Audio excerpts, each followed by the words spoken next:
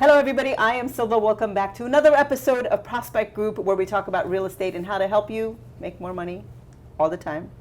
Today's episode is going to be with Artin Babayan. He is with Prime Lending and he's going to talk to us about all the different types of lending that is available out there. Many of us think there's the 30-year loan, that's all we can do with full docs, but things have changed. Things have definitely changed. Things have changed, things have evolved, and here in Southern California in particular, we have seen so many cash buyers, and what does that mean, really? I would like to give you the opportunity to educate us, and this is extremely important for realtors and brokers and those professionals who help people buy homes to know and understand, because there's a lot of people who don't even realize they can actually afford a home and get into a home, right? Yeah. So first of all, thank you for joining us. Yeah, of course. And for those of you watching, make sure you subscribe and you like and you comment as we do this. But can we get started? For a long time we thought 30-year mortgages was the thing, and then 15-year mortgages were the thing. But and the qualification required paperwork all the way back to like when you were 10 years ago. Blood types, family DNA and all that stuff, right? Yes, yeah. But things have changed. Yeah. So right now, and actually in the past couple of years, it's been like, it's opened up a lot. Originally we just had, for the longest time, it was just 30-year fixed loans, like we were saying. So 30-year fixed mortgages. This really showed up in 2008 when the market crashed. I remember being an intern or like working at a mortgage brokerage in 2007. So what you do is you get a rate sheet, and what you do, like that, the rate sheet had like all the programs in there. And so rate sheets were like maybe 15 pages of programs. They had like no doc loans, they had partial doc loans, they had like bank statement loans, they had stated income, they had like no income, they had like all these different versions of things, that arms, no arms, pay options, which are now extinct, but there's tons of different loans. So in 2007, we saw pages were like 17 pages. By the time 2008 showed up, there was like 2 pages. So market tanked. Only thing was like Fannie Mae and Freddie Mac. Fixed rate mortgages is all people wanted. That's all lenders wanted to do because they wanted to do something very stable and simple. So that was it for the longest time. I remember then FHA was a big thing because it was like that was your only route to getting a house with a low down payment in 2009, 2010. But as we saw the market recover and as we saw the mortgage market like change and the dynamics shift, and especially interest rates dropping, it kind of pigeonholed that back, because it was like if you get a 30-year fix at like 2.75, why would you go get a 5-year ARM or 7-year ARM? Right. So those were kind of gone, but now, leading into that though, like as we saw rates being not at the lowest, but like as they started edging up and kind of like going down but around the 3s, we saw lenders then seeing how hot the real estate market is, seeing the rapid appreciation and saying, oh, I'm going to enter the space and I'm going to be able to provide what they call non-QM mortgages, which means that they don't have to adhere to the government standards for like a qualified mortgage. So basically what that means is like the lender has more skin in the game. It's more risk with those as a lender because they have to document more things, and it's less, they're still having to show ability to repay, but there's the way those sit on their balance sheets is a little different. So most banks, like a Bank of America, Wells Fargo, is not interested in doing these, but financial institutions that are set up just to do these, you saw a lot of these spring up. And so these have options such as like, instead of looking at your tax returns, which a lot of self-employed people, they write off everything. They try to put anything in there, which is, who blames them? And what ends up happening is you look at the bank statements, you look at the last 12 months of bank statements or 24 months of bank statements, you look for deposits there, and they use that as a form to document your income. That's really great for people who are self-employed, who really are, essentially eating whatever they make, right, through the business. Yeah. And is that called a no document loan? That's not a no document loan. That's a bank statement loan, right? Bank statement loan. Yeah. Okay. Yeah. So we saw that was kind of like. How hard is that to How hard is it to qualify for something like that? It's okay. It can be shockingly easy, and it's kind of funny how it works because like, all they look at is your deposits. So they don't really look at what goes out. So, I had one couple that was applying for a loan, and they were contractors, and they were like the GC, the general contractor, and they had a lot of subs. So, but what would happen is they collect all the money from the clients, deposit it, and then spend it out to the subs. They maybe keep a portion of that. Right. But all those deposits count as income. Right. So on their tax returns, like, and I know this was not their true sense of income, but it was maybe like a $200,000 a year of income.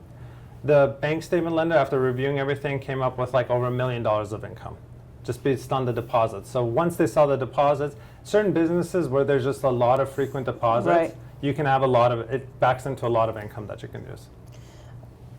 And how does a loan like that impact the interest rate you get for that? Yeah, so good question. So when you can document your income, you basically get like the lowest rate possible for that program, 30-year Wow, fixed. I would have thought it was the other way around. Huh. Oh, no, documenting your income gets you the cheapest rates. Document your income through tax returns? Yeah, it's through tax returns, okay. pay stubs, bank statements, W-2s, all Right, that kind of stuff. right. When you can use, they call full doc. So Full doc, yes. When you can document it the traditional way, let me just Right. put it that way, you get the cheapest interest rate. Okay, that makes sense. Yeah, and then as you switch to different alternative types of lending, it gets higher and higher, or it can shift and change. Like a bank statement loan, typically compared to a full doc loan, the margins change a lot, but it's probably anywhere between 0.5% and 0.75% difference.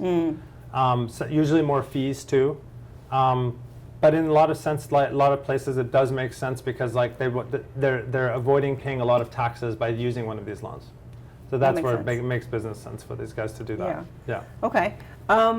Any other alternatives and options that you think that maybe realtors need to know about that they may not be aware, especially since interest rates have gone up? So if I am that buyer who qualified for $800,000 earlier this year, and all of a sudden I've been looking and I haven't found anything, and now I'm here. Now I only qualify for, what did you say it was? Like 580,000. 580,000. Yeah. But the only homes I can find on the market are 8 or above.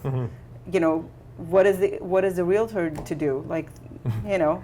It's tough. I mean, Right? It all depends on like what that specific situation is. Like ultimately, like the buyer has to be able to qualify, like afford it. They have to feel comfortable for it. Right. So I think everything starts with that. Right. Once we can establish that and say, okay, maybe they have alternative sources of income. Maybe they're going to rent a room, which like most lenders don't count as income. Maybe they have family with them that's maybe like has income to contribute, but that has bad credit. There's a lot of reasons why people cannot go to a traditional bank and get a loan, even though when they can't afford it. So it doesn't mean if you can't get a loan, you can't through a traditional bank, you can't afford it. So first establish that. Then once we get past that, then there's these bank statement loans that look at deposits. There's loans that are okay with like, you know, blemishes on your credit. Like let's say if you had a foreclosure or short sale or something like less than 4 years ago, traditional banks won't lend you, but there's a lot of banks now that will do loans for you. So obviously everything comes with a higher interest rate, but this is where the niche is carved out. There's profit and loss loans where you just all they're looking for is a profit and loss prepared by their accountant to determine their income. And even this past like year or two, maybe about a year ago, they came with a truly like no doc loan, like no income documentation. The interest rate is very high on that, but you don't have to show any kind of income documentation. It was 20% down for a while. Today, within the past couple of days, they dropped it down to 35% down. But there's ways to get financing for a lot of things and outside of the normal box. One other one that's very popular is they call it DSCR, so debt service coverage ratio. What that means is like if you're buying a rental property, rather than me as a borrower qualifying for it, what's happening is like the rents of the property are what's qualifying the loan. So it's kind of like how commercial lending works. It's bringing that into residential. What is the down on that? So it all depends on the rents on the property. Like in theory, you can buy with as little as 15% down. But what they're looking for, generally speaking, is like if the rent is, let's say the market rent is $4,000 on this property, but the mortgage, tax, insurance, if there's HOA payment, has to equal that number or be less than that. So the market rent will determine how much down payment you need. The market rate, not the rent you're collecting. So like when you're buying the property and there's no, let's say that's vacant, they'll go with the market What rent. if it's not? Because this happens all the time on multi-unit properties, right? Yeah. Is particularly in Southern California, you have people that are, someone is selling with the tenants in, Yeah. and you are in a rent control area. Yeah. And the market rent might be $2,200, and the Yeah. tenant's paying $9. Yeah. So what counts, the market rate or what you're collecting, really? So Truly. that it gets tricky. So it's just like there's a couple of ways there's different ways that lenders look at that, and essentially like sometimes you're just stuck with those, and maybe that's where you have to look for an alternative way to do it. But like if it's a situation where you can raise the rent, or that well, yeah, I guess, I mean, that would be the only time. There's if somehow the appraiser doesn't happen upon the rents, then they have to estimate the market rent, Right. and so that's built off of that. But like, that there's no way to control that. So in those kind of situations, you probably want to look toward different kind of financing, Yeah. because like you're just hoping and praying at that point. Yeah. So. What I'm hearing you really say is, and this might have been a really complicated, roundabout way of talking about all of these different types of ways of lending. What I'm hearing you say is that there's always a way. Yeah. You might pay more, and you might need more documentation. You might need a cosigner. You might need to restructure everything. Yeah. But there is certainly a way. So this is encouraging news, even as rates have gone up significantly this week for agents and realtors in this business who have buyers who now can afford less home than they first qualified for, potentially, or were looking for. So this is good news. How important is the relationship a realtor has with a lender? How important is that? It's very important. Like in my opinion, it's like if a good realtor has a good relationship with a lender, it's the most important part. If all your buyers are cash, great. Right. That's then you don't need me. Like, who cares? But like if they need a loan, they need that lender to perform in order to make that transaction work. And it doesn't mean that lender needs to get every sale from the realtor. That's you can't control that at all. But a lender needs to be there to keep the realtor informed, so that they know what they're dealing with, what they're walking into, whether they're dealing with buyers or sellers. A good lender needs to be able to work with the buyers, make them feel comfortable, make the buyers informed, so that they feel confident in their decision making. And a good lender needs to be there to support the realtor. It's a partnership. It's like, this business is tough because you're just kind of sitting there on your own.